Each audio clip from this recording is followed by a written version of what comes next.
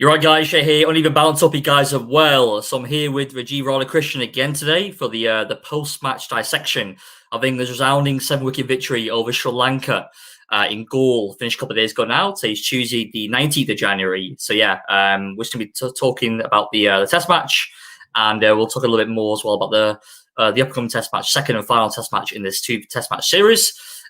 Which starts on Friday. Before we get kicked off, I just want to bring in a guest of honour for a minute or so. So, do you want to come in, mate? Yeah. So, my eldest son, Seth, has always wants to kind of get one of these videos. He watches me on occasion, hears me from upstairs, and he just wants to show his face. So, Seth, how you doing? You right? Yeah, I'm good. Right, so a couple of questions. Okay. Do you like cricket? Yeah. What shirt are you wearing there? Who'd you play for? So basically Which team you play for? Yeah, I play for Picnies Green. Picnies Green CC. Yeah. And what do you do? Do you bat or you bowl? I mostly like doing batting, but I'm better at bowling. What do you bowl? Left arm? Yeah. Left arm ball, isn't it? Left arm, medium pace. Yeah, I like that, and then give it a bit of a hit. Yeah. Okay, and who's your favourite cricketer? Do you have any? Do you have any favourite cricketers? No. Not. Okay, it's Ben Stokes. There we go, Ben Stokes. All right. We'll say goodbye now, Seth. We'll see you again, okay? Bye. Bye, mate. Nice meeting you. Bye. All right, I'll see you later. Close the door, Seth, yeah? Yeah, okay, bye. Bye. Cool, thanks, guys. Easy one to get on that for a while, Rajiv. Anyway, right. So, I just wanted to kick off today with this obviously this test. Rajiv, obviously you were in both hats, aren't you? England and Sri Lanka. So a little bit hurting, I'm sure, part of you anyway, heading into the second test. I mean, it was an interesting test match. Obviously, England. It was a bit of a squeaky bum time actually in that final day. Well, especially that fourth evening, the evening there. But that being said, on paper, it was quite a comfortable victory. It wasn't really that. I mean, if we kind of head from the top and work away from the start, Sri Lanka wins the toss, elects to bat, and puts a paltry 135 with some horrendous shot making, and they're kind of behind the 8 ball from the start. What were your thoughts really at the end of that kind of first innings from Sri Lanka when they capitulated so badly, Rajiv? Well, to be honest, I wasn't surprised, which is quite a harsh thing to say.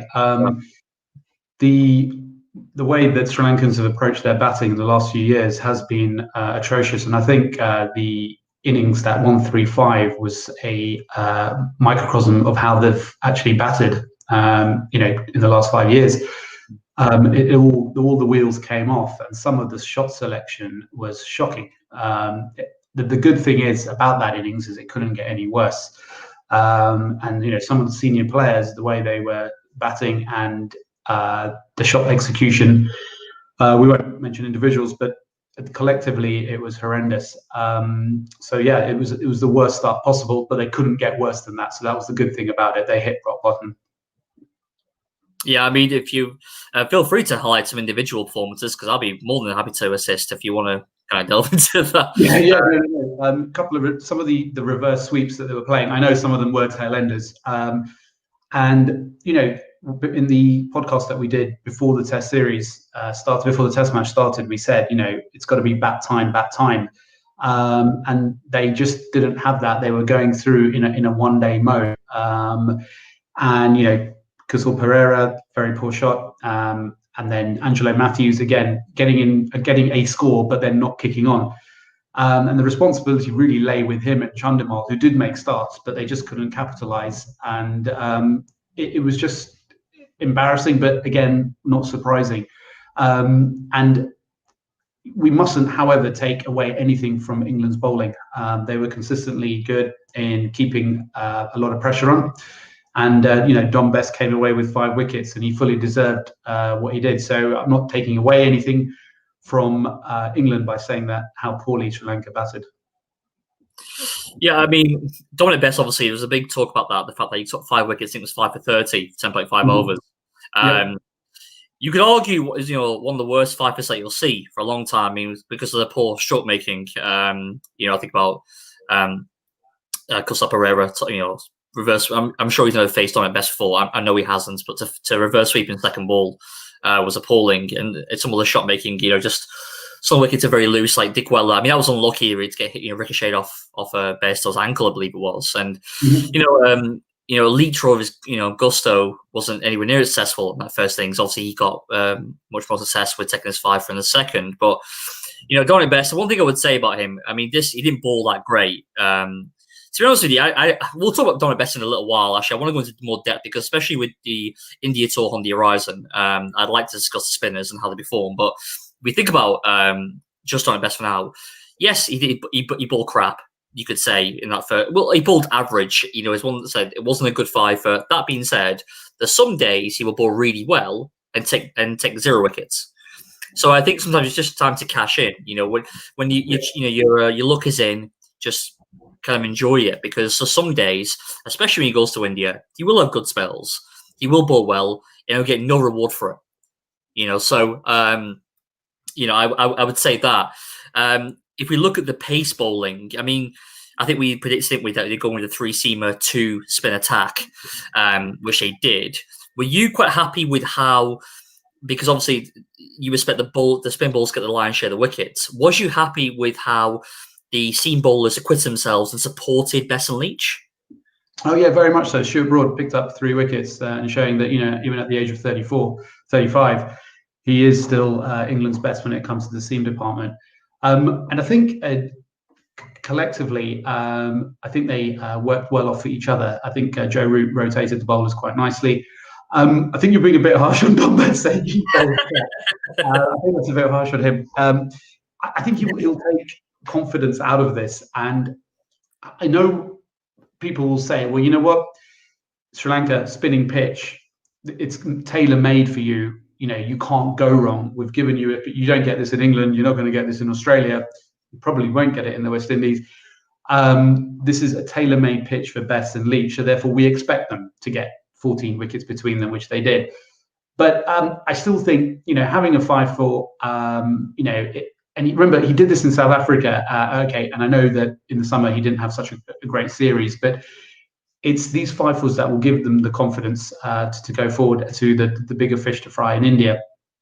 But I think Stuart Broad shows that he made his debut in Sri Lanka in 2007. There was talk at that time whether he should be picked to go to a place like Sri Lanka to bowl his pace, and obviously he was a lot quicker 13, 14 years ago than he is today. But I think Stuart Broad can be very happy with what he's done. He's done well in Australia. The time that he got when England were being battered 5-0, he stood up and took some wickets. He's shown his prowess now in Sri Lanka again, and he's obviously tailor-made for England as well. So I would say him more than Anderson is actually more user-friendly across different services. Yeah, I think obviously if you would say, I would agree with this. I mean, I think even exploring with the exponents of reverse swing, I'd be looking towards Stuart Broad rather than Anderson on these surfaces, to get kind of vital breakthroughs. How did you feel about Sam Curran? He did quite well as well, especially with the ball, cross-ball things. I mean, it's a difficult role to play, isn't it? He's coming in the all-rounder. He did obviously, I'd say probably more important than Mark Wood, you could argue to a certain extent on these wickets. But did you feel he's did enough to cement his place going to the second Test match, or is over his shoulders for the Chris Woakes size shadow? Yeah, I think the thing with Curran is I'm not convinced that he has the pace to be at Test level on a consistent basis. I get the feeling, and I know we had bits and pieces players in England's ODI system about 20 years ago. They were the big thing, the Mark Elams, the Ian Austins. You could probably get away with bits and pieces players in ODI. I'm concerned, and I know he's young, that he could be pigeonholed as that kind of new kind of bits and pieces player for Test cricket, and you can't be bits and pieces for Test cricket. And I hope we're not going to go down that track. I just think he needs an extra yard or two of pace to be seriously threatening, especially on unresponsive wickets. Okay, yes, he's the added bonus left arm over. That creates the footholds for the spinners, etc. But that's not good enough reason to pick him. I still think he's missing a yard of pace, and if he's going to be that all-rounder. He needs to be averaging a little bit high. He didn't have a great time with the bat. Okay, it's a one-off test, but I'm just not convinced at the moment where he fits in. That doesn't mean to say he hasn't got a bright future, and I hope he proves me wrong. But I just can't see the fit. If I was going to pick and I had everyone available in England to pick my team, I'll go with that formula of 6 batsmen, the wicketkeeper at 7. We'll come back to who that is, and the 4 bowlers. And I'll go with Anderson, Broad. I don't remember. I've got the best available team, Jofra Archer, and my spinner. It will be between Best and Leach. If you have everyone available, does Curran fit in? And that's what I'm a bit concerned about. Yeah, I mean, he's just, I had a quick check now, actually, but he's averaging 26 with the bat and 32 almost with the ball. You like all the stats to be the other way around, obviously. But that's also important to know that he's 20 years old. He's been in and out of the side. Obviously, he was played so well in 2018 against India at home. Yeah, I think he was singing his praises that why he got his RPL deal, didn't he, for Punjab a year later. I think he's a very talented cricketer. Obviously, he's been brought into the white ball fold as well. I think there's a lot of time on his side. I mean, Chris Woakes is going to be 32 in March, so it's not like the time is necessarily on his side. I think that Curran still, he's learning almost like at international level. I know he made his debut at 17 years old for Surrey, but he's still applying his training, learning his craft for England. And I think it's going to serve him well. Obviously, Stokes is turning 30 in June. These guys have said 30 on the wrong side of 30. And I think Curran's probably at that point, 2, 3, 4 years' time, would have played so much cricket by then for England. He'll be ready. Hopefully, he would his game will be more kind of refined, and he'll be the kind of next, kind of bona fide all-rounder to step into the Stokes and Woakes shoes. If we just go to comments, so by the way, guys, we got a few people on the chat. Just thank you so much, first of all, for coming on. If you've got any comments, do throw them into the chat to kind of get some debate going as well. It'd be great. Tush, thank you once again for joining. You left me here. Fair to say, Bess was bowling with best results for any bowler who got 5 wickets. I can't disagree with you. I do agree with that. I thought he was very lucky to get those wickets. I think he knew as well. I mean, you saw how he celebrated. The only one that the wicket that he got, which was, arguably a very good ball, was still on Pereira. And he's a tail ender. He's batting at 9. He's quite handy with the bat, but the reality was, that's the only real wicket that he got that actually got the batsman out. The rest of the wickets were the batsmen got themselves out, to be fair. And he took 8 to cost a match. Like I said before, though, some days he'll bowl really well and take nothing. And that's just the nature of this game, isn't it? So it's just got to... Exactly. Yeah, and I think, yes, you can say worst fightful, but if you look at someone like a legend like Ian Botham, he'd openly admit most of his wickets were taken off dreadful balls. It happens. You probably build up the pressure with the good balls, and then lack of concentration on the batsman's part. So, I think that having that 5-4 is just something as a stepping stone for bigger things, and you've got that. No one can take that away from him, and in years to come, people will look back and see 5-4 in the scorecard. They're not going to know how he got them. Very true. It's a very good point. I agree with that. So obviously we then head to England's innings. I said he just shot out Sri Lanka 135, riding high off Best's 5-4. And then we obviously see Joe Root come to the crease. Obviously Sibley and Crawley made too many, and Joe Root pulls off a masterclass of an innings. It was 228, wasn't it? He was 223. It was 228. He scored in the end. Last man to depart. Absolutely phenomenal innings. And even though it's 8 years on, for me, it was very reminiscent of his innings in India in 2012-13.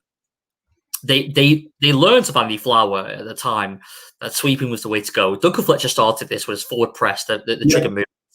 The forward press that he brought into the setup, and Andy Flower continued that.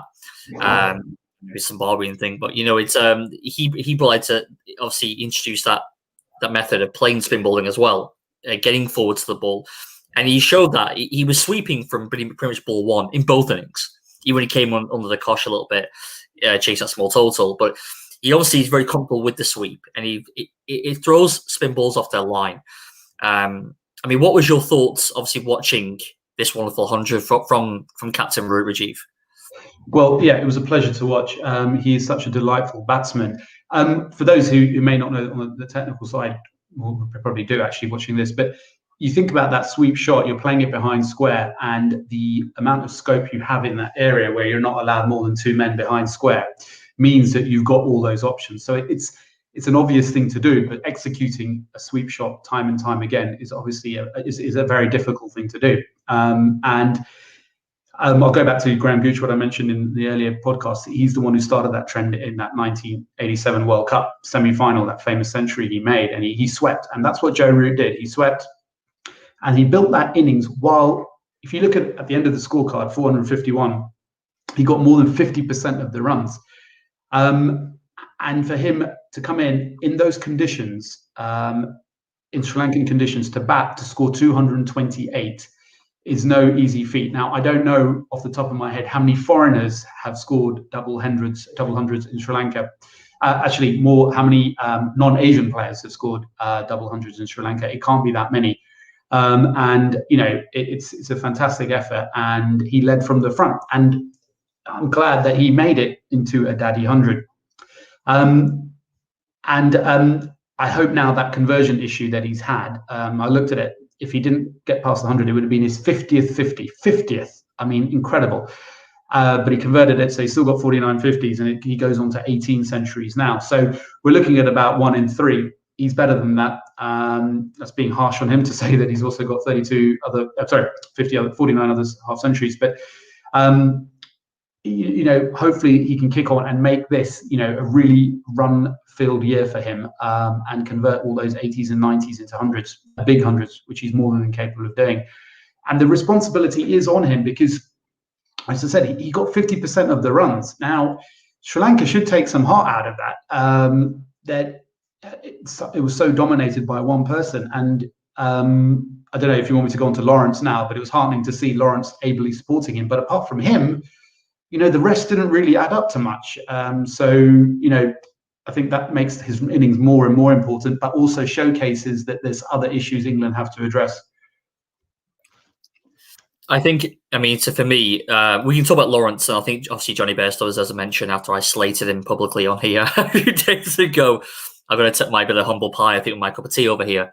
But yeah, if we, I think, as you mentioned before, actually, in fact, I'll go against Tush. Tush is like a brilliant contributor for these things. Because it just follows up on your point about Root. If Root didn't get his double 100, then England would have also struggled chasing in the second innings, even though Sri Lanka didn't serve anything following the first innings. Yeah, it's a fair point. I guess you could argue, obviously, runs was made by Bairstow. Lawrence made 70 as well, I think 73. There was other contributors to the innings, unlike Sri Lanka, who, it was all round, it was a poor all round. Yeah. I think 4 people got in double figures for Sri Lanka, I think, in their innings. Check here now. Just quickly, guys, but I think it was 4 people in total. Actually, it's a bit, okay, so 1. Actually, it was 6. It was 6 people. No one got above 28 with Dinesh Chandimal on top score. But that's just, 28. I guess Roots obviously played pretty well, but you don't know how things will pan out. Maybe if he got out early, then Bairstow could have applied himself a bit more. Lawrence could have kicked on. We don't know. We don't really know. Could have helped. It could have transpired. But I think the reality is they have that gunplay on their side in Joe Root. They have a world-class player, and the reality is Joe Root has not been performing to his best for the last 2 years. Hovering around that 40 mark when he's averaging over 50 a few years ago.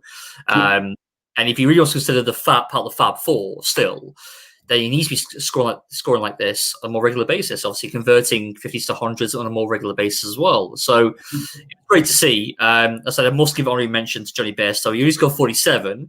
I say only. He quit himself very well. He did play very well. He got out to a good ball as well. It wasn't like the usual sign of Johnny Bairstow with his bat in the air and his stumps flying, as I've seen so many times. That just etched in the memory. I can just call upon any time, but it was he did play well. He played the spin well, and I could see him doing okay at 3 actually. In these 6 tests, I say that the 2 in Sri Lanka and the 4 in India because he'll be facing obviously spin friendly tracks as well, and when he goes to India, so fair play to Bairstow.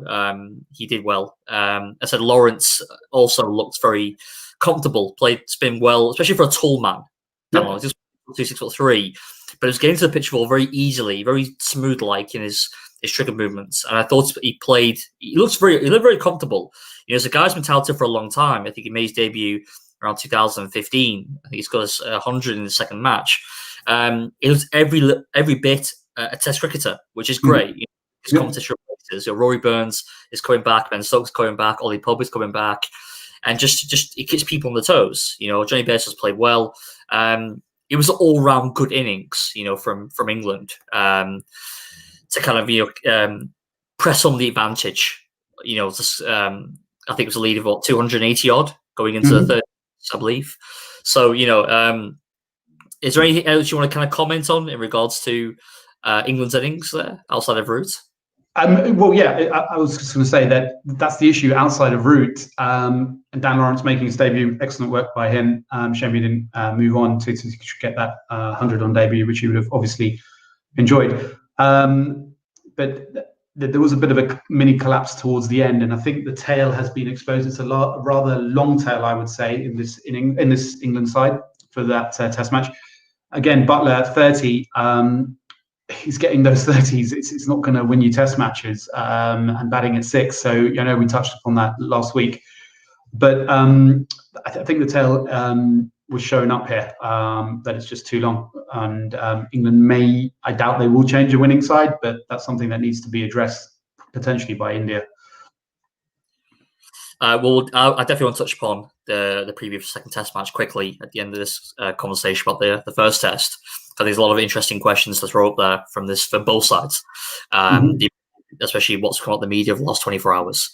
But we carry on, obviously, with what happened in England's innings. Obviously, they rounded up.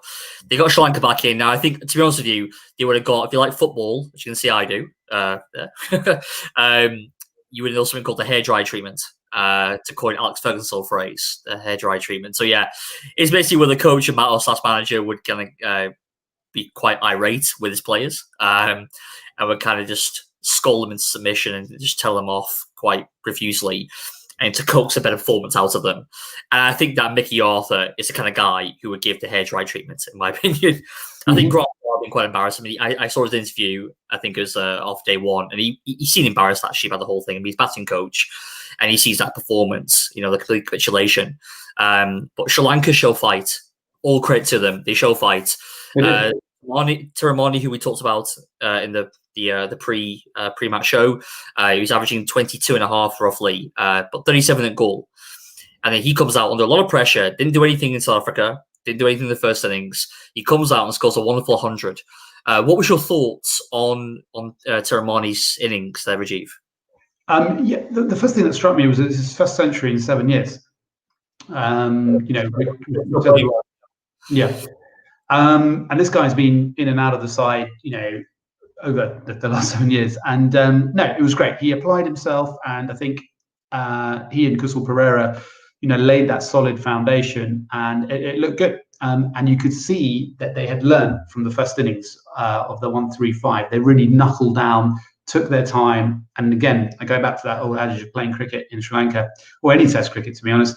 It's play time, and then the runs will come by. You just play time, and the runs will come. And yeah, it was a mature innings. One thing that you would expect from someone who's been around for a while, and it was great to see it. And it set the game up. And you're thinking, well, why didn't you do this in the first innings? If you had done this in the first innings, the game could have changed. And then that brings me to my other point, which is, they've just got back off from South Africa. 4 days later, they're starting a Test match. Was that really fair? Is that fair? And it goes to show, again, if you have those warm-up games in between, and if you have the required rest, maybe Sri Lanka wouldn't have been caught short. That's no excuse for their batting, but maybe they wouldn't have got caught short on 1-3-5. But I think Tiramani's done well. But we can't wait another 7 years for this. So, he's done it, but that gives him maybe a license for maybe 2 more Test matches. But he's got to be better than this. 22 is not going to get you anywhere opening the batting. I couldn't agree more. I mean, obviously, you're going to play. You can't play. Unfortunately for him, you can't play goal every week.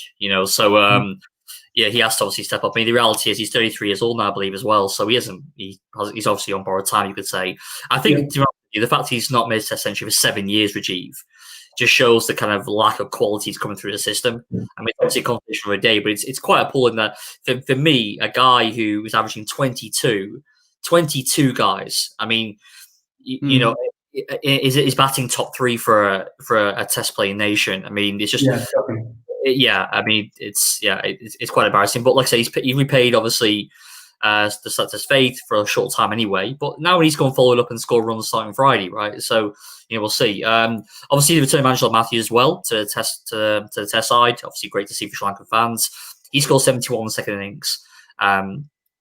He batted well, actually. I think you could tell him the first things. He seemed a bit ginger in his movements, and he was kind of adjusting.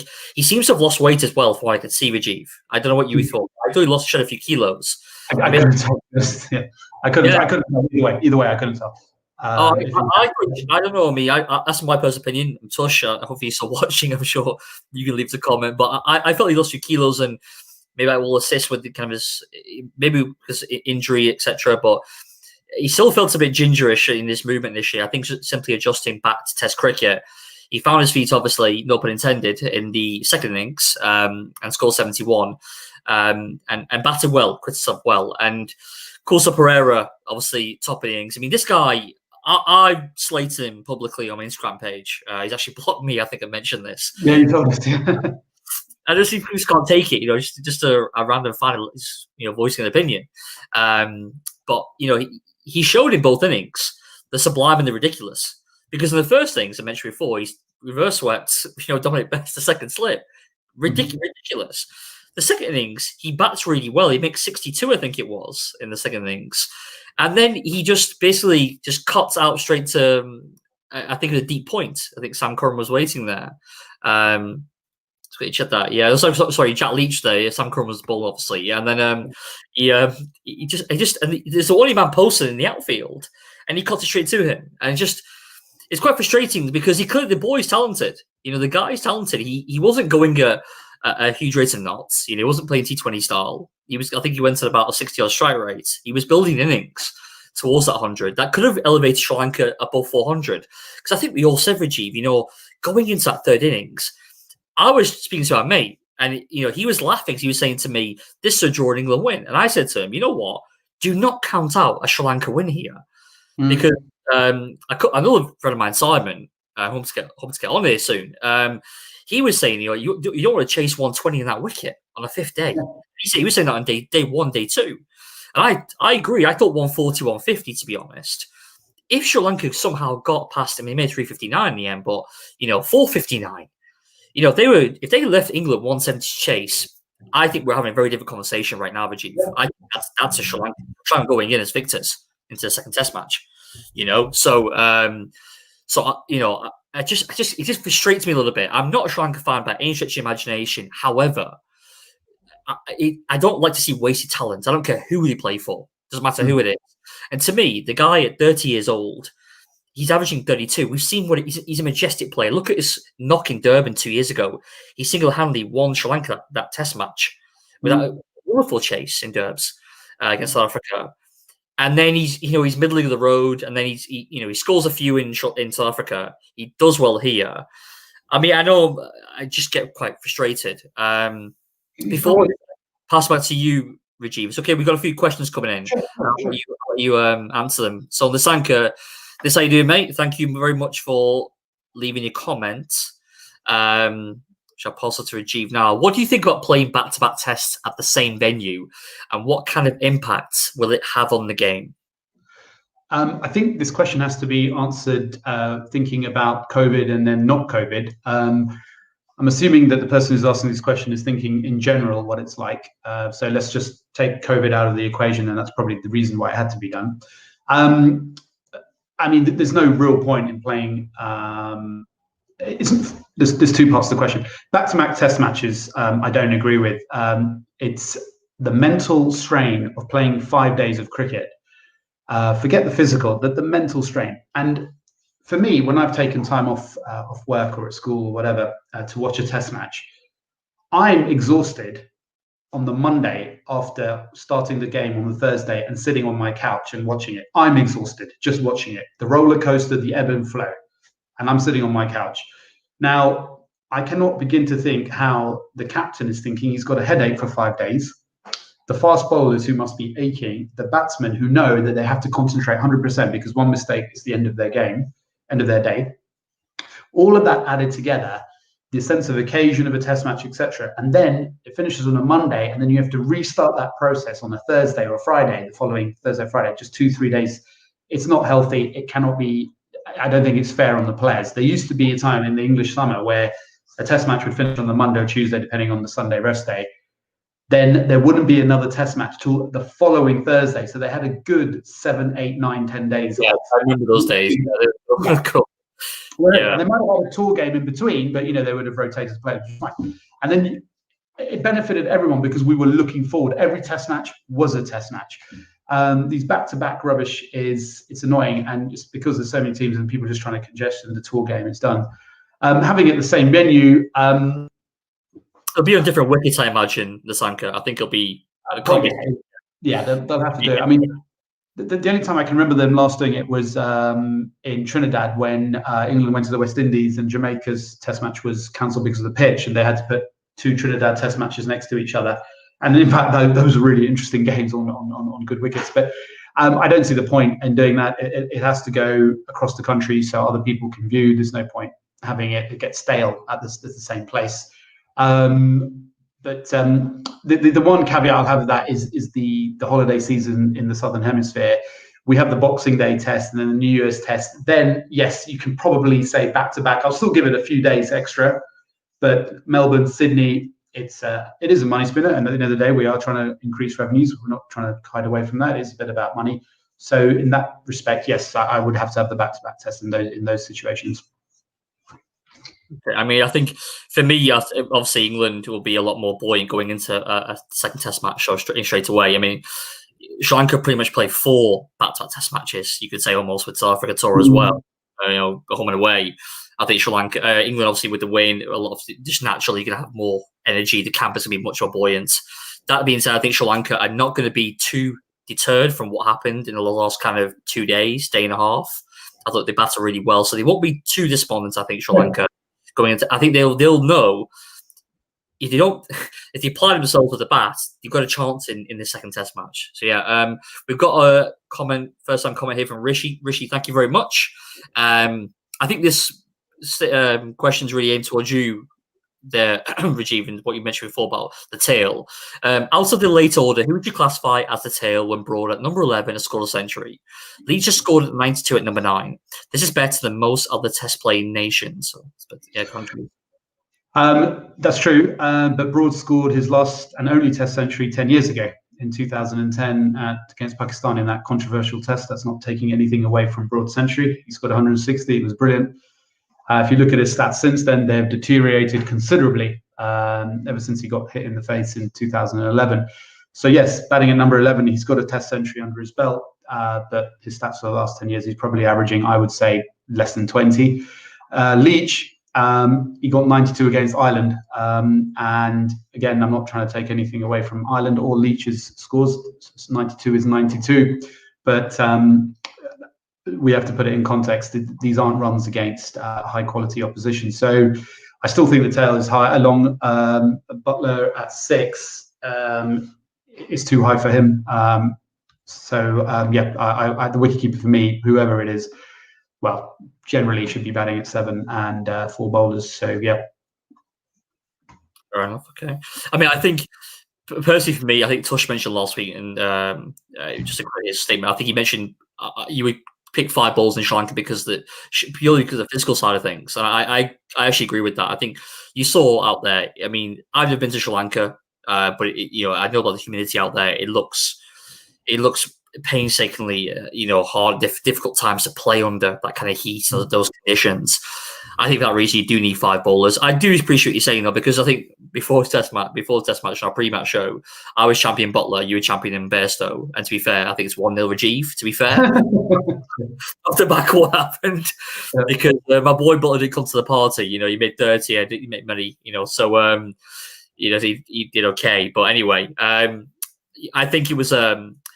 I think, 5-ball strategy, I think just for these matches, I think it's important. Just getting the right balance. I think without Ben Stokes there, who could play that role. He really, because he's a wonderful batsman, and he's a very, very handy third teamer in these conditions, because he's a bit able to reverse it. And at times, when Sri Lanka I think it was Matthews and Pereira there, and then Matthews and Taramani, I did feel like we needed a Ben Stokes there. He's the kind of guy you give the ball to, because he reminds me of Freddie Flintoff. He'll put his heart and soul into it, and he'll try and make something happen. I can't remember shit. Just kind of put a needle in there. He just commented here, just saying, tuna to Rajiv, he won the best debate too. Thank you, Tush. Thank you. We'll see. Let's see, Tush, what happens to come after the end of the fourth test. I'll tell you what, I personally think that India are going to feast on Dominic Best like a mild korma. Like the kind you get. They wouldn't be eating korma. Carrots and the raisins in. Trust me, they're gonna feast on this guy. Let me tell you about Dominic Best, because I'm happy you brought that up, Tush. For me, he bought far too negative line in that first innings in particular. He has this ability, another thing as well. He's got this idiosyncrasy of spinning the ball in his run to the crease. And I actually believe it. I actually think that deters from his bowling. It's natural. He's probably done it for years and years growing up, but that motion to do that every time, spin the ball quickly in his hand before he delivers it. If you see, for example, like a Shane Warne or a Murali, even Nathan Lyon, a Ravi Ashwin, the ball is static in the hand because they focus purely on the wicket, on the batsman, what they're going to do, and applying their tactic of what the batsmen are going to do. When you run to the crease like this and you spin the ball, etc., I think that actually has an effect on his ability to drop the ball in the right spot 4 or 5 times drop. This guy cannot bowl 3 balls consistently in the right spot. That's a fact. You saw so many overs. He bowled like how many overs? 50, 60 overs in this match. He wasn't able to apply that real pressure. The Indian, if he bowls that way to India, Pujara, Kohli, Rohit Sharma, they are going to eat him alive. So we'll see. I mean, go on, Rajiv. It's your turn to. I say Dominic Best is 22. Yeah, he's young. He's young. That's my point. And if you saw Murali, who came to to England in 1991, he was 19, 20. Do you know how many first-class wickets he took on that tour? The 1991 Sri Lanka tour to England. He didn't get picked for the test. Do you know how many first-class wickets he got? Do you want to take a guess? Just take a guess. Go on. They would have played about, I don't know, in those days, maybe, 10, 15 first-class games, I'm guessing. 28 wickets. Yeah, he picked up 0. He picked up a 0. This is Murali coming on his first tour to England, early 90s. He picked up 0. Shane Warne, we know what I told you last time. Shastri destroyed him. So we've got to give these guys time. And I think I'm not trying to say that Dom Bess is the best of the worst, that we've got nothing else.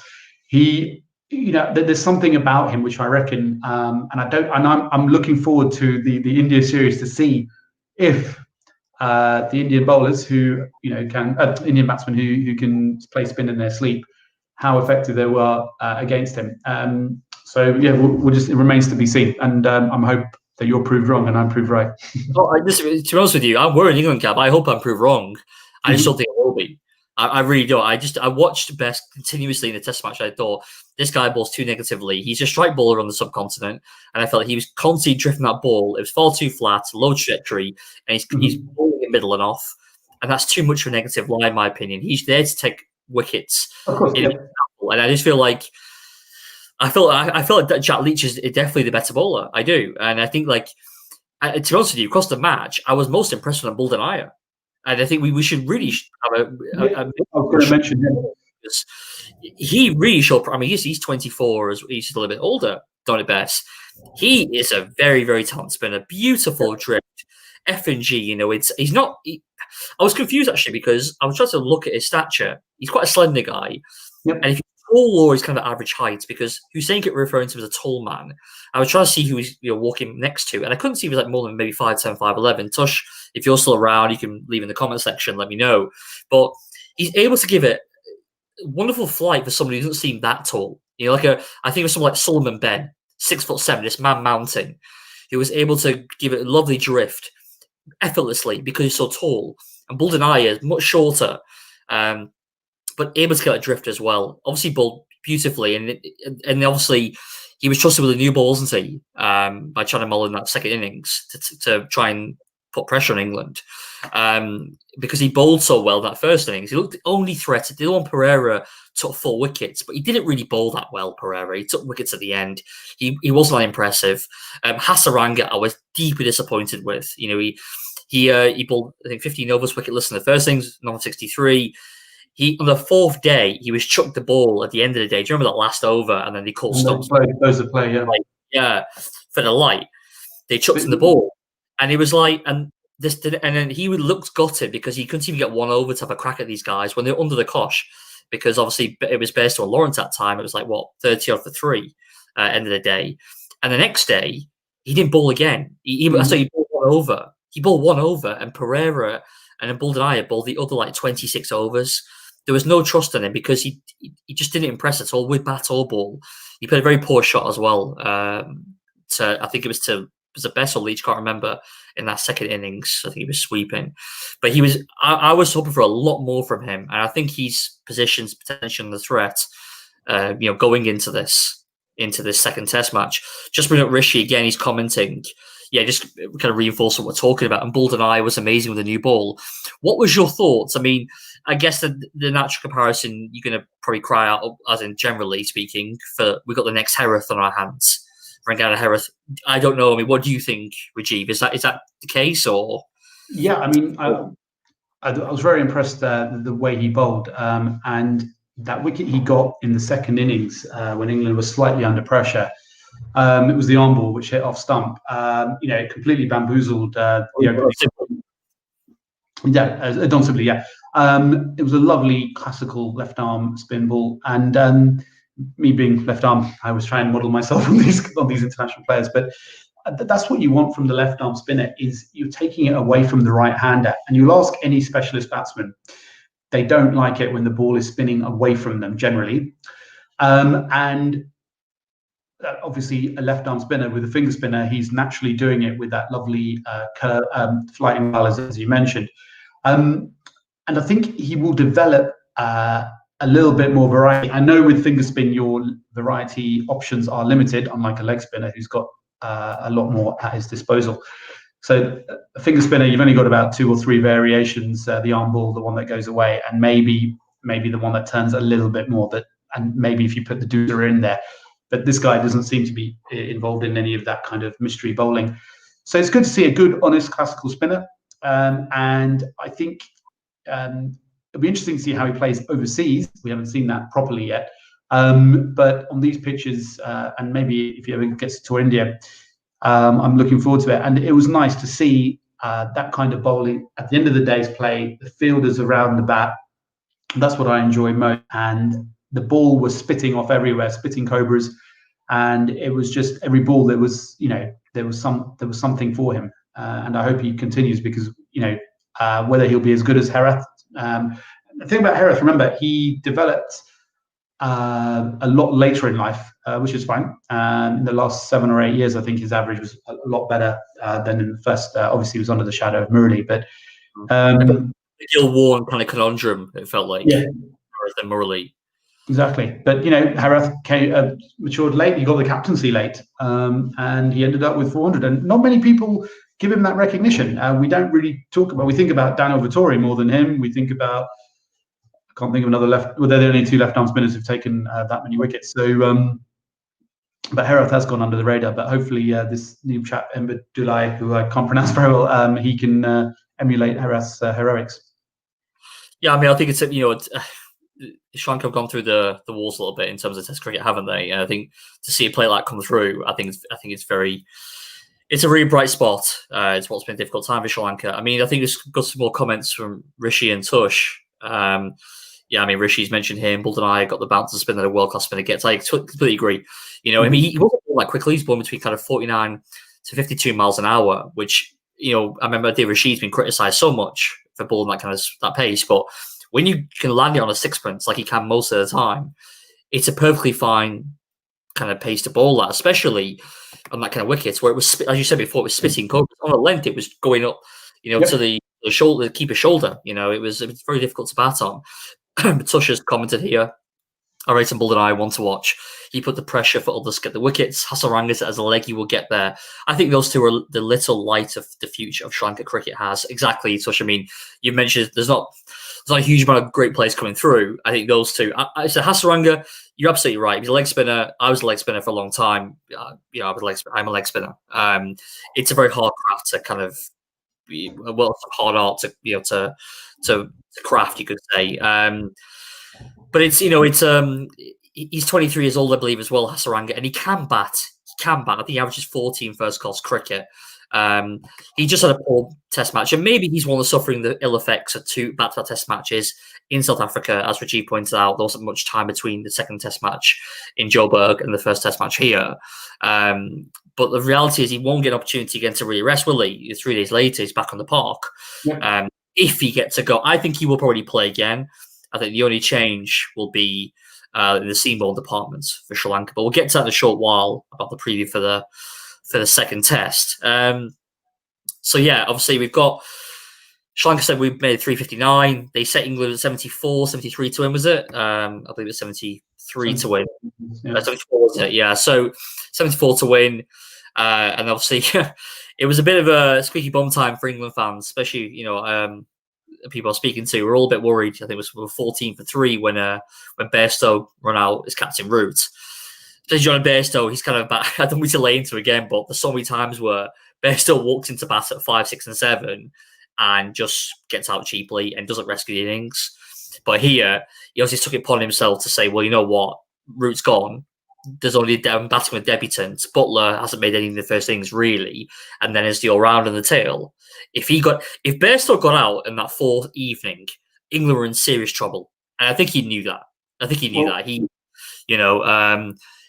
And he batted very well. He was very calm, especially with Lawrence. I was very impressed with because it didn't seem to phase him too much what was going around him. 14 for 3, chasing his really small total. Test cricket is a very funny game, as we know, Rajiv. But they did very well that evening. I think they got to 38 for 3 on that fourth day.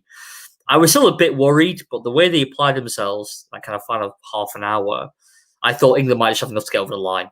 Even if one of those guys got out early. How was you thinking, Rajiv, going into that fifth day? Was there a chance of a miracle for Sri Lanka, or did you think it was going to be plain sailing as it turned out to be for England? Well, I'll just go back to your point when he ran out Joe Root. The very next ball, he nearly got run out himself. So that would have been Curtin. There, I think. Mm-hmm. I think 14 for 3, 38 for 3, 35 for 3, and then going into, the chances were still heavily in England's favour. So, I thought that they would weather that storm, and they did. Ideally, they would have liked to have won by 10 wickets. And let's not forget, Joe Root was a run out. So, I know 3 wickets down, it was a run out. So England can say, you know what, we won that test match by 8 wickets in theory, in reality, in general, you know what I mean. So we can discount that run out. So, yeah, I think that they deserve to win. But again, if I can just go off slightly, is just to say that this is a great advert for Test cricket being 5 days. It wasn't rushed. That England, may not have had that. They would have to rush to get that 74 on the fourth evening, and it just allowed the better team to win and not be denied just because of time. Over 5 days, the better side wins. They should be given that time to allow the better team to win, and that's what happened. Absolutely, yeah. No, I agree. I mean, I've not been completely averse to 4-day test matches, provided they are longer days. But yeah, I mean, obviously with the test match is finished now in Adelaide, in Brisbane, and obviously this test match here, you can't really argue it's 5 days. I think it's here to stay, to be honest. You've got to Rishi's got another comment. I'll hand it over to you here, Rajiv. Sure. During the first innings, there was a field at deep cover. Root and Lawrence just dropped the ball and walked to the other side. Would you take the same approach for the next test? So I'm not sure I understand the question. During the first, there was a fielder at deep. Root and Lawrence just dropped the ball and walked to the other side. As in, they didn't bother running quickly. They just. I think they had obviously the fielders. The Sri Lankan fielder was a deep cover, so they simply just strolled a single. Does that mean Sri Lanka takes the same approach, Rishi? If you want to, yeah, is that England's approach or Sri Lanka? Because if it's England, they're probably doing it to conserve energy because it's Sri Lanka and it's so hot. So they'll probably want to rest themselves and not sprint and try and get two because of the conditions that sap you. If it's Sri Lanka, then you're thinking, well, it's a bit of a defensive thing and allowing these singles to leak just like that. It doesn't show an intent to win, to take wickets and have a more aggressive, positive kind of field set. Exactly. Yeah, I think both. I mean, obviously, even in terms of England, I think it's absolutely fine to do that, and to kind of close a single when you don't need to run, conserve your energy in those kind of conditions. And I think probably Rishi is referring to the England approach to that sequence there. Yeah. So, and obviously Lawrence as well, as I said before, he was not out as well, so he did very well. I mean, Root obviously got man of the match. Leach top 5, as you mentioned. Obviously best top 5. And obviously you had him Boldenaya perform very well, and then Tiramani with 100. There was scattered good performances across the match. So Tush commented here. Rishi says the Sri Lanka. Okay, so Rishi says the Sri Lankan approach. Oh, Rishi's Tush's son. Okay, thanks. Yeah. So he said it's a Sri Lankan approach. So yeah, obviously referring to the negative mindset that Sri Lanka adopted. I think it's a case, obviously, I'm sure at that point, Root and Lawrence were heavy into their partnership, Tush, and that's probably why. They just kind of allow us to get that quick, easy single.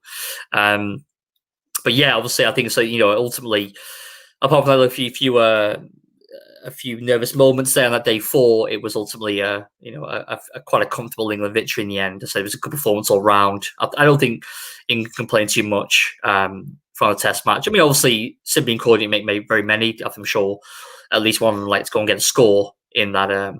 Hopefully we'll go and get a score in that second Test match.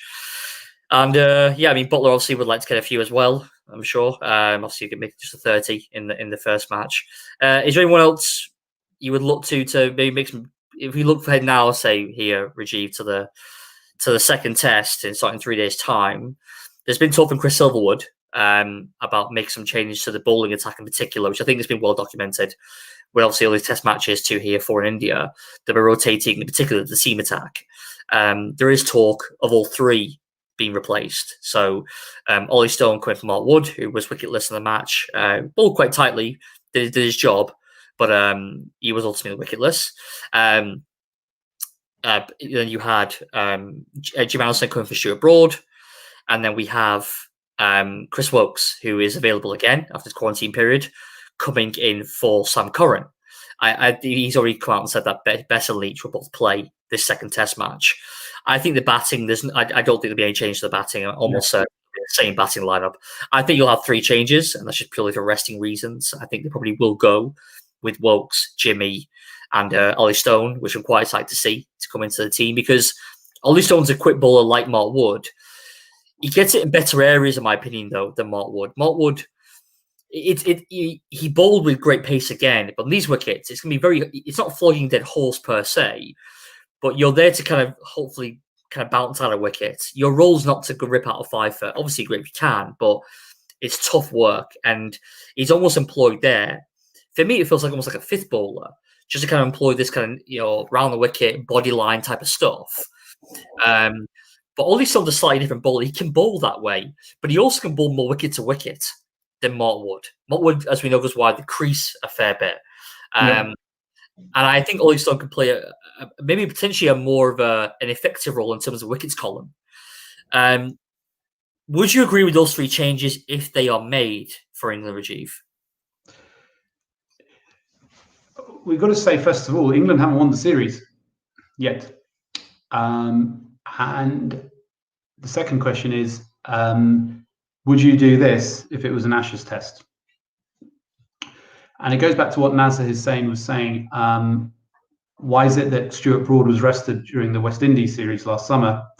Would you have done that first Test, Brisbane, beginning of the Ashes in 2021 November? If you're resting those, there's the point is, are we disrespecting Sri Lanka by doing that? The Broad was a fine bowler in the first test. He hasn't done anything wrong. Why should he be dropped? Which is effectively what it is. I know people say it's resting. You know how angry he was when it happened against the West Indies. He's a very proud cricketer, a fine cricketer, and he wants to play as many test matches as possible, like every other cricketer wants to do. Why should he give up his space in a test match? Why are we starting to rest players in test matches? It started in ODIs a few years ago. It's filtering into test matches. And but aside from that, I think Wood only had one test match, and he didn't pick up any wickets. That's not the end of the world. We can still play him again for the next test. I think he's a better bowler than Ollie Stone. I know you think Ollie Stone probably has a bit more to him, but I think Wood provides those lovely bursts of energy. Jimmy Anderson and Broad, I can't separate the two of them. The spinners stay on, that's fine. So it's all of that thing, and then you're thinking India. Well, hang on a minute, we haven't finished with Sri Lanka yet. We haven't won England have not won the series, and you're thinking, oh, what are we going to do in India? And it reminds me also, and it came back to haunt England in 2013, at the beginning of that Ashes series at home. There were back-to-back Ashes series, and there was all this drama and talk about how Andy Flower's going to manage his fast bowlers. He's got 10 Ashes tests in a row. And after it finished and the resting, and there was almost a feeling, we're going to win it, but we just got to work out a way that we can manage our players so they're at their prime, that when we get to Australia, they're all rested and ready to win. It was all that mindset. And we know how badly that backfired. So I'm much more of the person to let's take each test match as it comes, and each test match win is important, and each test nation is important, whether it's Ireland or Australia. So if you're doing it for form reasons, I've got no issue with it, but I don't think you can judge form on one test. So I would keep the winning team. And handing out caps is getting an England cap, whether it's your first or your 100th, it has to be deserved. And you can't be getting it just because someone else is feeling like having a day off or 5 days off. I agree to a certain extent. I mean, what do you think, though, if they replace the three players I mentioned? Obviously, if Jimmy Anderson comes in, Chris Woakes comes in, Ollie Stone's obviously unknown quantity, pretty much, outside one test against Ireland. But is there an argument there that England are actually strengthening their side? Okay, well, then I ask you saying, well, why wasn't the strengthened side there for the first test? So, but yeah, if you're going to make the team better, then I have no issue with that. I see what you're saying. If you're going to make the team better, and you're replacing someone who hasn't performed, put it this way, say Sam Curran scored 50 and took 5 wickets in this previous test, which he clearly didn't. And then on paper, Woakes potentially is a better player than Curran. Okay. Would you replace him then? And that's what you've got to think about is, that conversation needs to have, though. I think that Chris Woakes will stay on the sidelines. I think the fact that Shoot Broad, as you mentioned before, is 35 in June, is ahead. Jimmy Anderson is 38 years old. It's very important. This year is one of the biggest years of Test cricket for England. Sri Lanka 2 tests, India 4, New Zealand for 2 to be confirmed, India for 5, and then the Ashes away. This year is one of the most important years of cricket for England for a long, long time. Mm-hmm. So, especially with Anderson Broad, they're still your gems in the crown. It's so important to manage correctly. I think on the subcontinent, if this is New Zealand, I would agree more with you. Like, don't change your winning side. But the reality is, the onus is falling from the bowling perspective on Leach and Bess. It's not. I mean, I would say that if you put in Anderson and you put in Chris Woakes in particular, who for me is a better Test cricketer right now than Sam Curran, I would put Woakes ahead of Curran. Right? I don't think there's much argument for that, especially how Woakes put in the last 12 months. So Woakes comes in. Ollie Stone for Wood. Okay. There's an argument there. We don't know enough about Ollie Stone yet at international level. That being said, Wood went wicketless, bowled 20-odd overs across the 2 innings. He tried hard, but I think the management are really high on Ollie Stone, and they want to see what he's about. I believe they've got high hopes of him, Wood and Archer to rotate in the Ashes series in 10 months' time. So they need to see what Ollie Stone's about. And I think this test match now, whilst I agree with you, it might be looked at disrespect, I think it's a good time to blood a player like him, and not a debutant, so he could play the one test match, but a fairly new guy. Have a look at him, have a look see now, as opposed to thrusting him. It's the second test match against India this summer. Yep. It's too late. I think with time to go, he is fit. He's been obviously had back injuries for a long time now, session of injuries. I think I'd like to see Ollie Stone. I'm actually quite excited at the prospect of Ollie Stone in English shirts again. I like Mark Wood. I do. I like Mark Wood. But I think we know what we're getting Mark Wood. He's just turned 31 years old. Is he going to get any better, really? Unlikely. He's a guy who's, for me, horse for courses. Obviously did very well last year in Johannesburg in PE in the South Africa, but those pitches suited him. This type of wicket, I said, if Stone can come in and go at 2.5, 3 and over, he's done his job. Yep. I would, he's not with the onus as, okay, Stone, you must take 7 wickets in this match, otherwise, you've not performed well enough for us. Because it's about the spinners, just like it's about the seamers when they go New Zealand, South Africa, Australia to a certain extent, And so for me, I'm okay with those changes personally. Those 3 come in, but I know what you're saying. They haven't won the series. If they draw the series, will they look at it as like an opportunity that's gone missing? That's exactly what would happen. Yeah, but they can't make the final of the World Test Championship, can they? Really, they can't really make the final look at the team. Regardless of that, it's a Test series. If you look at the Great Australian side, they aim to win every single Test match, every single series, every single ODI, and that's what every Test team should be looking to do. So whoever you're playing for, you're trying to win everything, whether it's a group game or a semi-final. So, but yeah. But that's how the West Indies and Australia remembered, right? The West Indies of the 1980s, they didn't lose a series for 15 years. Yeah, did 2 consecutive 16 Test matches in a row. They won 2 World Cups without losing a single game. We remember them because they did these things. Just well beaten team, yeah. I mean, but England on the verge actually of securing, it'll be 5 Test matches, 5 Test wins in a row on the road, which is the first time since World War One. It's happened. I read that today. Quite phenomenal, really, because you've got Kosh my back to the New Zealand tour. They looked hapless at times, in that tour. Which they lost. But if we head over to the Sri Lanka side, Kusal Mendes has been dropped. He obviously got 4 ducks in a row. He got the 15. He got a good ball, actually. Is it from Jack Leach in that second innings? I don't want a good ball, actually, to be fair to him. But he's obviously not performed well enough for some time now. So he makes where I think Roshan Silva is the one tip to make take his place. And then you've got Karatna is still injured. So he's unfortunately, I said he's got a very good record. I mentioned, I said on the pre-match show, averaging 51 in goal. They could have really done with him for this match, but he's not fit. So you have to. It looks like Roshan Silva might take the place of Kusal Mendes. What would you do in terms of the pace bowling? Fernando looked okay, especially in the second innings. The first innings. Obviously, at the end, he bowled okay. Took some wickets down the order there.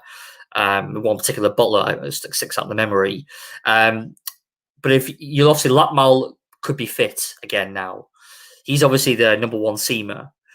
If he's 75, 80% fit, do you take the risk with Lakmal? At 80%, I'll take Lakmal with the experience that he brings. He's a former captain. And yeah, he's been in Sri Lanka's probably premier bowler for the last few years, give or take. So I would go for him. He provides an extra bit of penetration, which is probably lacking from the seam department. So he can lead the way in that respect. And then obviously we'll stick with the spinners. I'm happy with that leg spinner. I know he bowled a few bad deliveries in the first test, but give him time, and we need to give him that protection. So yeah, if Lakmal's fit, I would definitely bring him back in. You go with Lakmal. Yeah, I think they probably will try and hang their hats on, because I think they have to get it right this time with the selection. They can't afford to make a mistake, really, and get their balance right. I think they probably will continue with the 3 spinner strategy. I can't remember now who's the other spinner in the squad. The 4th spinner in the squad. I need to look at it. No, I can't remember. I can't remember.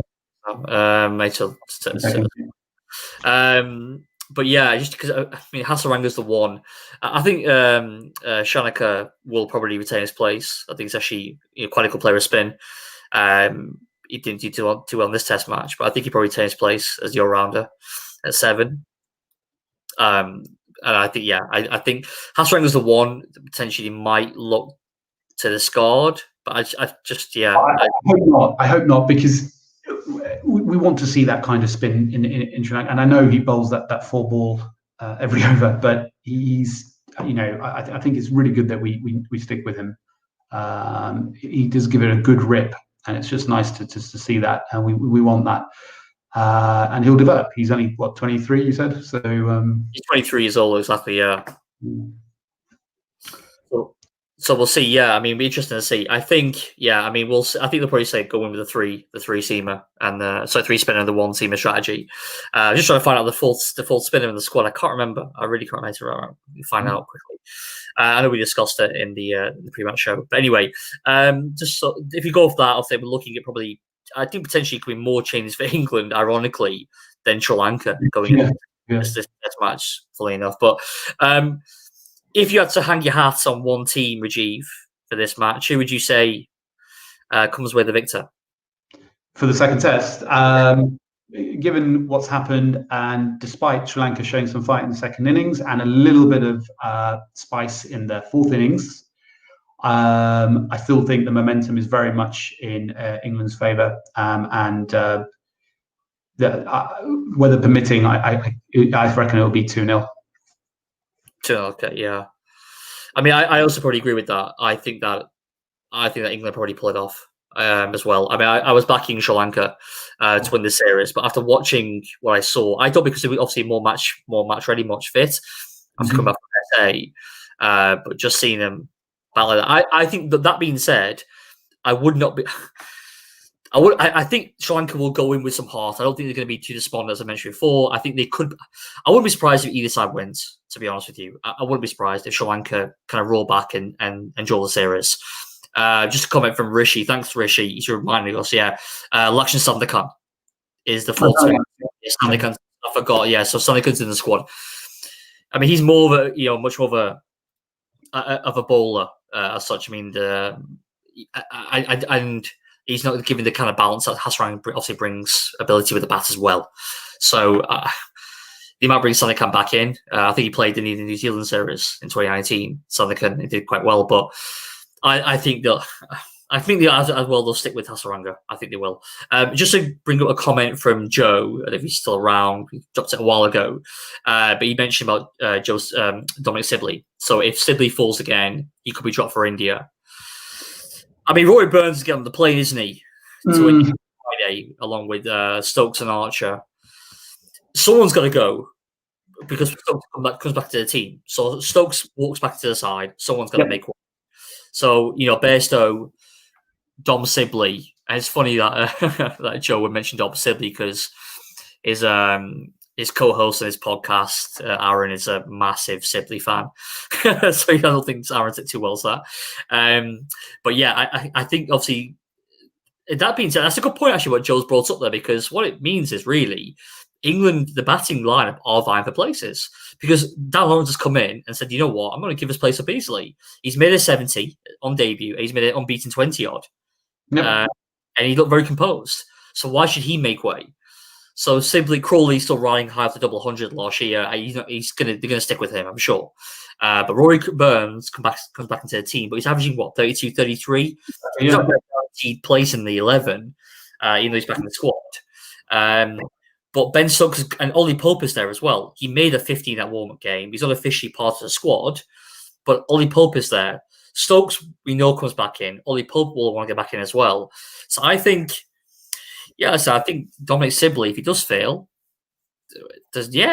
possibly Sibley might get dropped, which would be incredible, really, after having a good summer last year, making 100 and everything. I think it'll be interesting to see how the second match pans out. And into that mix of the batting options, you've also got to throw in the mix of the wicketkeeper. So whether you push that wicketkeeper for India down to 7, and then you've got an extra batting slot because the batsman all the batsmen we mentioned, they can keep it. 2 of them can keep. So, maybe Buttler down to 7, and then you can accommodate that extra thing. And Stokes at 6, so you've got the 5th bowler there, and then and a batsman, and a specialist batsman, and then the top 5 you can sort out after that. So you've got that extra option potentially, but with the wicketkeeper going down to number 7, which I think should be the case.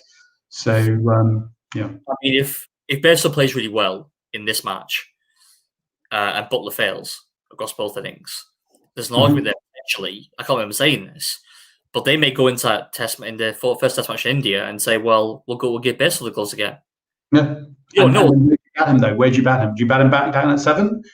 Yeah, he would. Yeah, that's a question. I mean, do you keep him at 3? If he's batting well at 3 in Sri Lanka, it's only right for him to continue at 3, right? But then, how can you bat 3 and take the gloves? You can't do that.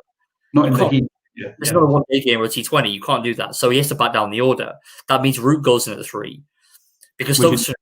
I wouldn't put Stokes at 3. No. Then if Burns comes back in, it's easy because Crawley moves back down to 3, and then what's Pope going to think? Pope could come in at 3. Pope comes to the side, but who's Pope coming for? These are all questions. In fact, it's interesting what Joe said here because it's kind of thrown up some questions to me to think actually who will line up for England. But I think let's see what happens in this test match. It will obviously answer a lot of those questions. Go to the I think we'll probably wrap up this question, guys. The Sankas left the question, slightly left field, but have we experienced any issues in umpires from the host nations? There's not limited to SL versus Sri Lanka versus England series, but as a whole. Rajiv, have you seen any issues?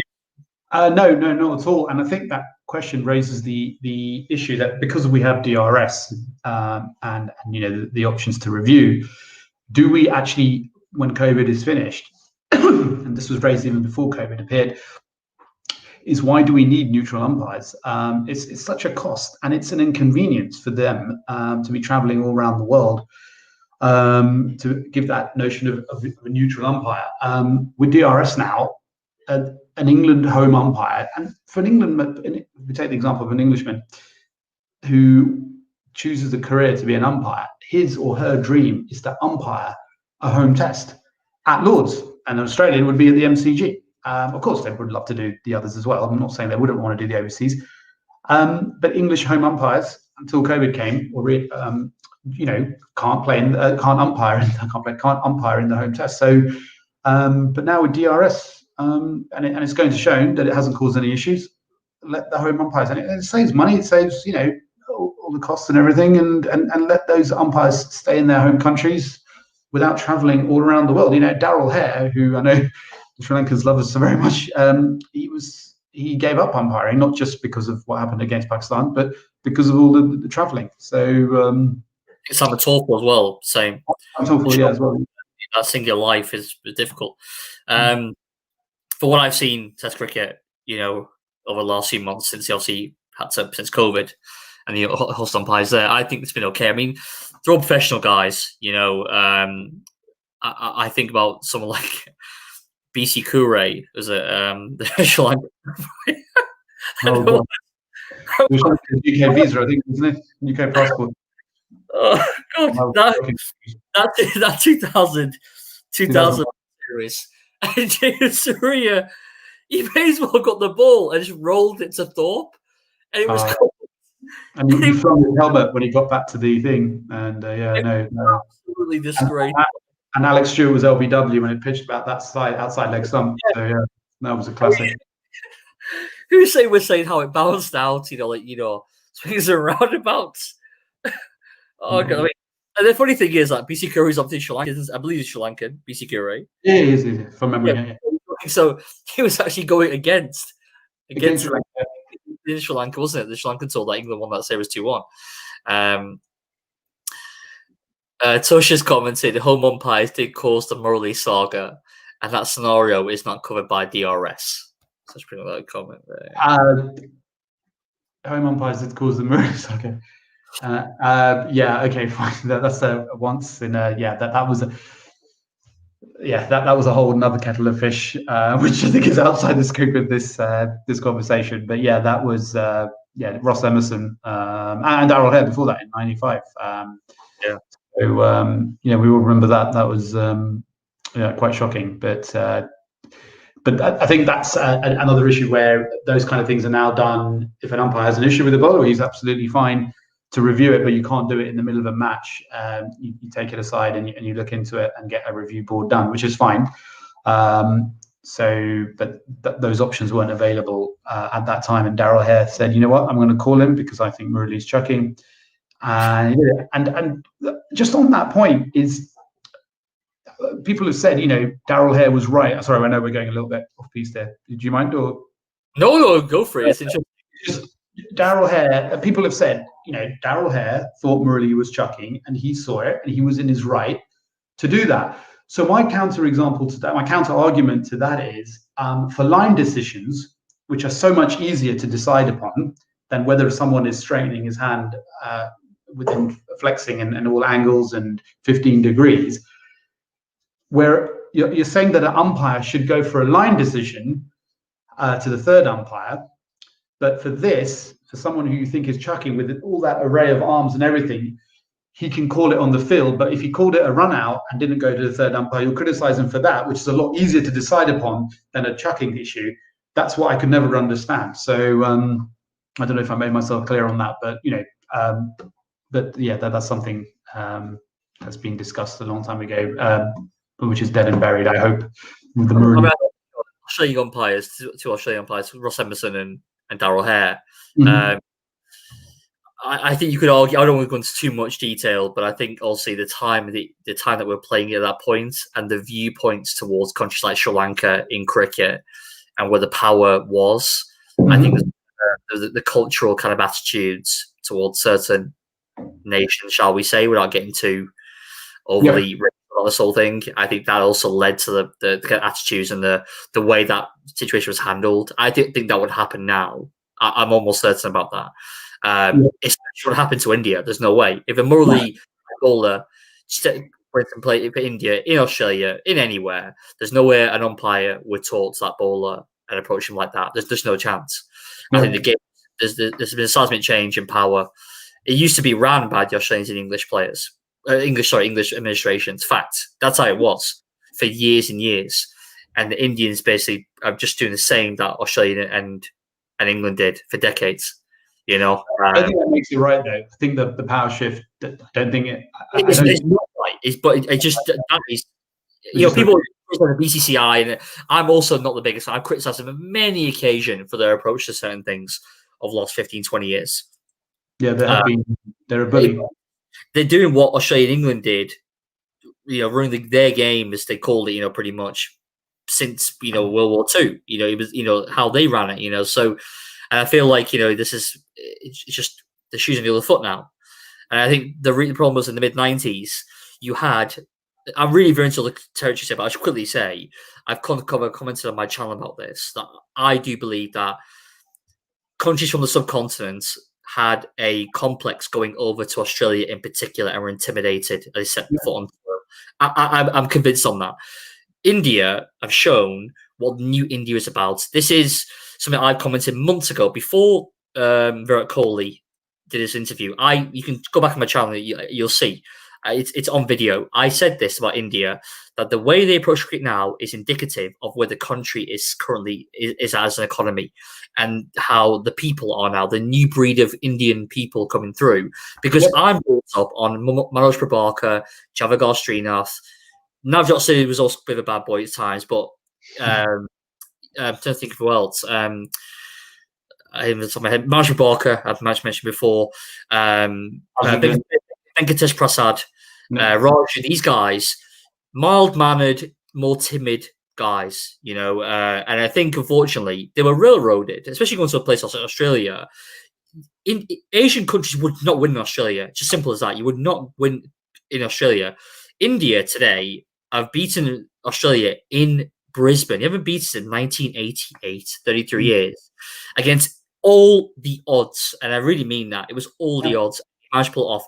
And that's because not the talent, the ability's there. Obviously, we know Pant and these guys are great players. It's the mentality shift over the last 20 years that mirrors how the country's gone and they're standing in the world. I'm convinced that there's a parity. There's a comparison between, how they are economically as well, and how they're viewed in tech and everything else, about how they play the sport. Indians aren't the same from the 90s. I'm really going off now about this, but I think Ganguly was part of that catalyst. And Dhoni was the one for me started it in 2004 with his long hair, his mullet, and his motorcycle and all that. And now they're all like that. KRL, look at Hardik Pandya. These guys, Virat Kohli. These guys are fashionistas. Yeah. They're cocky, they're young, good-looking, cocky, arrogant. Rishabh Pant, exactly the same. Rishabh Pant is exactly the same guy. You wouldn't have seen I'm trying to go past it. Even a Party Patel do what Rishabh Pant did today. That was happened when he made his debut. 15, 16, 17 years ago. I think 2002 he made his debut, didn't he, against England? He was 17 at the time. Yeah, I remember 2002. He told he was. This is a change anyway. So I think Australia that time we're invited. I feel like Daryl Hare at the time, it was 95. You mentioned Ross Emerson in 95. You're in our house. This is our house. It's our game. You do what we say. I feel like that was the attitude towards Asian countries in that time. Correct me if I'm wrong, but I really feel quite strong about stuff about that. I don't think that it's anymore. It's not their game anymore. It's not. There was a superiority complex and an inferiority complex as well from Asian touring teams. They've been beaten. They landed in Australia and they're already beaten. They're already one test match down. Do you know what I mean? I always felt, Anyway, we're very off course. I can go on for ages about this, and I find it very interesting actually. But yeah, maybe we'll do it another time. I'll just bring up, and this is the last one I'm going to show here, guys, because I know I've wrapped on a bit and we're out. Tush is still the knife in there, mate. 1-0 to Tush, 0 to Rajiv. Yeah, so it looks like. I think some comments on the Murali, how you commented on his Murali comments. Oh, right. Yeah, I think you said 1-0. Maybe got you stumped. No pun intended there. Anyway, I'll finish with one other point. Do you mind? Sorry. Yeah, please go ahead. Yeah, no worries.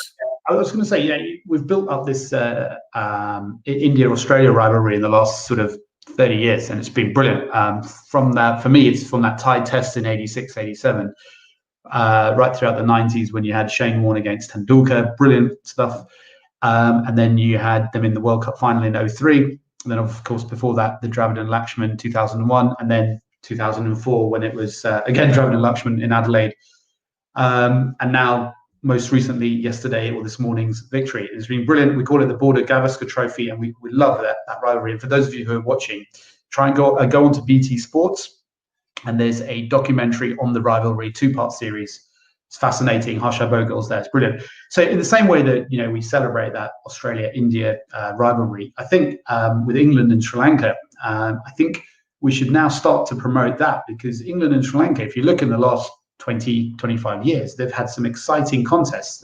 We talked about that 01 series, 2000, 2001, Nazar Hussein's side, when England won after being 1-0 down. Graham Thorpe, one of my heroes, who combated Murali, and wrapped up in all the controversy with the umpires. Of course, that was all fun. And then that 1998 Test match at the Oval, Murali taking 16, and then Headingley, Sri Lanka winning on the penultimate ball in 2014.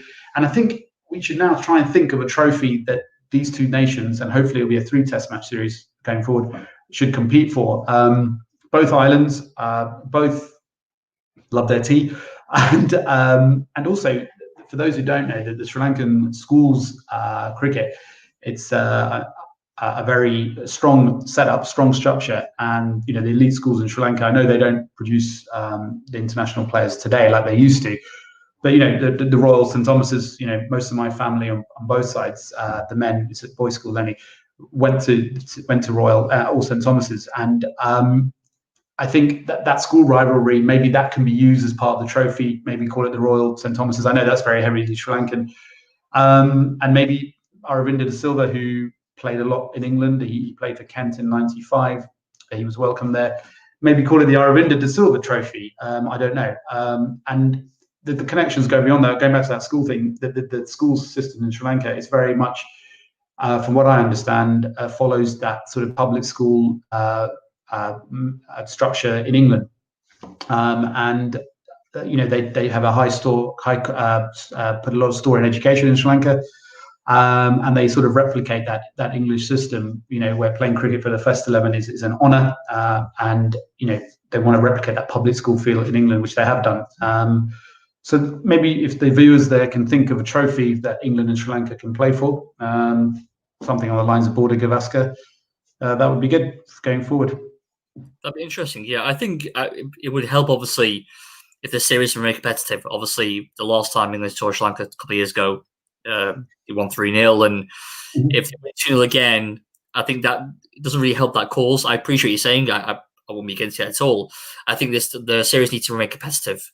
I'm not sure when Sri Lanka are coming to England next. Is it next summer? I'm not sure, but going for ODIs, yeah. Yeah, but it's important, obviously, they remain competitive, because Sri Lanka at the moment, obviously, going through a bit of a development stage. They're obviously trying to move on from certain players and try to bring new guys through.